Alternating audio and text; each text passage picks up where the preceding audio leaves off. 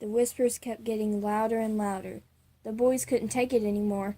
It was so loud that you couldn't even hear what it was saying. They kept running and running and running. Then it happened. Zach and Ryan both? 48 hours earlier.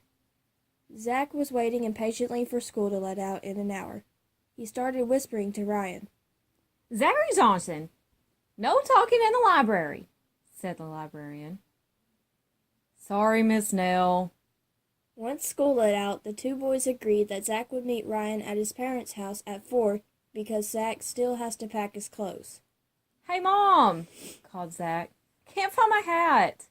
"Well, you will just have to go without it," said Mom. "I told you if you lose it again, I'm not helping you find it." "Fine." It was 3:30, so Zach headed over to Ryan's. "Hey, Zach, where's your hat?" said Ryan with a smirk. "Did you lose it again?" "Yeah," said Zach. "Doesn't surprise me. Well, we better get going. Our trip is 2 hours." "Hey, Ryan, does your parents' house have a home phone? My mom told me to call her every day, and I'm not going to write her a letter." "Yes, Zach, we do." "So, Ryan, where exactly is your grandparents' house?" "In Pulaski, Tennessee. It's by an old man's creepy cow pasture." "Yes! Snooping around," said Zach. Zach and Ryan finally got to Ryan's grandma and grandpa's house. Zach introduced himself to Ryan's grandparents, and the boys went to their room and unpacked. "Grandma has dinner ready at the table. We should probably eat before it gets cold," Ryan said. "Right behind you. I'm starving. I spent so much time looking for my hat, I forgot to get a snack." Grandma cooked spaghetti for dinner. Ryan and Zach ate it, then went up to their room. The next day, Grandma cooked pancakes and muffins for breakfast. "What you boys doing today?" said Grandma. We were thinking that we could go fishing and later go snooping around at Old Man Bucky's," said Ryan. "Make sure you don't let him catch you. That reminds me, there's a legend about that cow pasture. A long time ago, about 80 years, there were two boys just like y'all that decided to go snooping around one night. They were having fun and doing just fine until they heard whispers. The two boys were curious, so they tried to follow it. As they moved, the whispers got quieter. If they moved in another direction, the whispers got so quiet the boys couldn't hear it anymore. So they thought there must be something under the ground. The two boys marked where they were standing with a few stones. The boys went back to the farm, grabbed some shovels, and came back to the spot. They heard the whispers again and started digging. The boys dug all through the night, taking breaks trying to figure out where the whispering was coming from. The next day, their parents went out into the field to tell them to come eat breakfast. What they found were two shovels, two mounds of dirt, and a hole in the ground with two bodies. The whispers either drove the boys crazy so they suffocated themselves, or whatever the boys found didn't want to be found. Anyway, let me pack you some lunch and some snacks for today." The two boys took their lunch and went fishing. "Dude, do you think that your grandmother's story is true?" said Zach.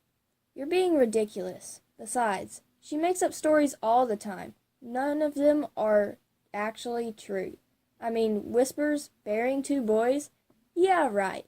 Quit worrying about it. We're supposed to be fishing, remember?" "Yeah, you're right. It does sound pretty ridiculous." "That's the spirit. Now let's catch some fish." Zach and Ryan fished for 4 hours and only caught one fish. The boys agreed to pack up their things and head back to the house. Zach called his mom when he got back, and then they played card and board games. "Boys, time for dinner," said Grandma. "You better eat up if you're going to go snooping around. That is, if you're still going to go snooping around." "Yes, we're still going," said Ryan. "We're not going to let some silly legend stop us from having fun." Ryan and Zach finished eating and headed outside. "Ryan, do you think that the story could possibly be true?" said Zach. "I doubt that it's true. Forget about it. Let's go investigate," said Ryan. The boys walked to the cow pasture. They split up and tried to search for mysterious things. "Ryan, have you even been able to find anything yet? Ryan? Ryan, God, where are you? All of a sudden, the area started to feel different, like the temperature dropped. Zach started to hear something soft sounding, then it got a little louder. They were whispers. Zach remembered what Ryan's grandma said. He started to feel queasy and lightheaded. Sweat started to roll down his forehead. He was shaking all over. He could hear the whisper and what it was saying. It was saying the words dirt and ground repeatedly. Then it stopped. Zach started to take a step and he could hear it again. Zach, it said. It started to repeat the words dirt and ground again. Kill! It yelled. Zach screamed and was frozen in fear. He realized it was just Ryan messing with him. Ryan laughed.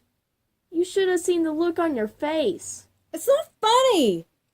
God, can we go back to the house now? Said Zach. Not yet. Ryan looked frustrated. I really want to find something, said Ryan.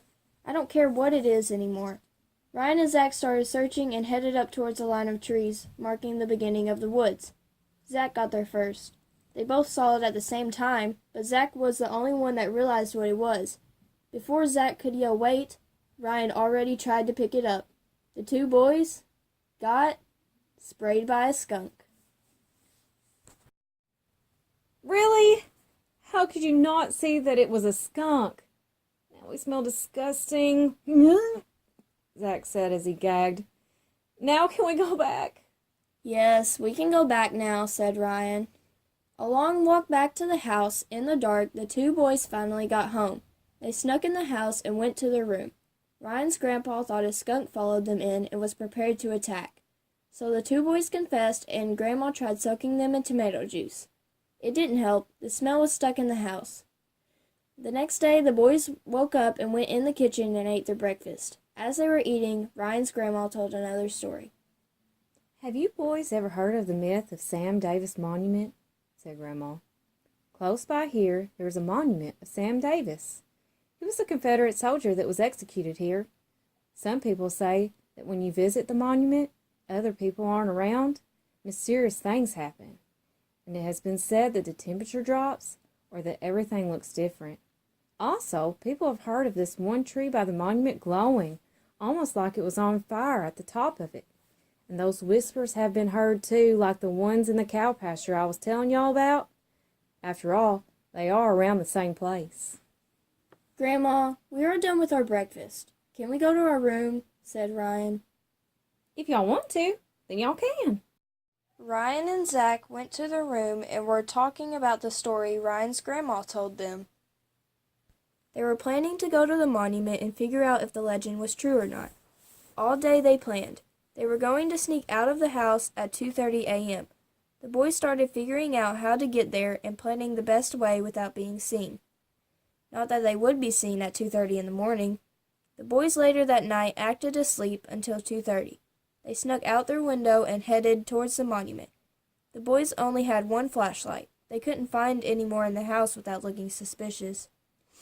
As they were walking, the air was kind of cool, the wind was blowing, and it was dark outside. You could hear the owls hooting and the crickets chirping. The boys got to the cow pasture. As they walked by, something caught their eye. In the pasture, there was a cow with red eyes the color of a bright red apple. Not only did it have red eyes, but its mouth was moving, and it sounded like the whispers. Let's get out of here, said Zach.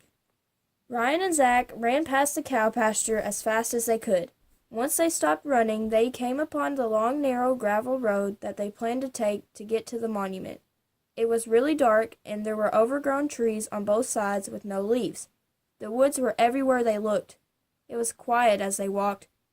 No owl noises, no crickets, just the sound of the wind and their footsteps crunching on rocks. Do you think we'll get caught? Said Zach.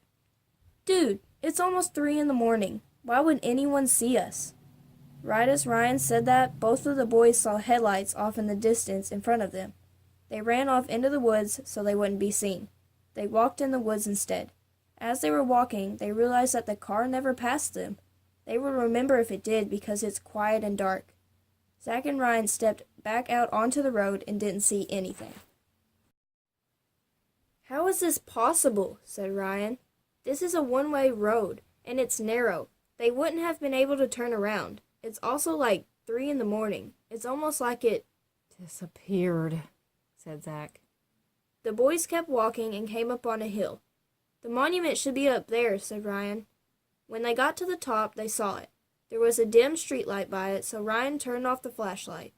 There was a metal sign that told about Sam Davis and a small fence up to your knee around the monument area with a tree in it. Ryan and Zach stepped over. The wind stopped blowing and it was complete silence. The grass felt and looked different from all the other grass. The temperature dropped, almost like they were stepping into winter. As they were looking around, the only light that was there went out.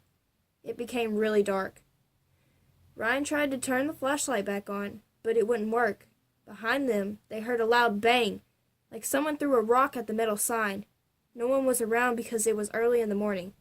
Zach and Ryan stepped back over the fence. The temperature and the grass were back to normal. The tree and the fence had a bright light glowing all of a sudden, like it caught on fire at the top, but didn't burn the rest of the tree or anything else. Then that's when they heard the whispers. Everything the legend said was happening. The boys tried to listen, but when they got quiet, the whispers got quiet. When the boys got loud, the whispers got loud. They started running as fast as they could out of there. The whispers kept getting louder and louder. The boys couldn't take it anymore. It was so loud that you couldn't even hear what it was saying.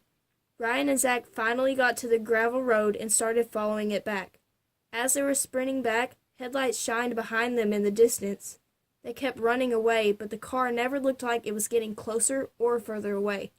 They kept running and running and running. Then it happened. Zach and Ryan both? To be continued.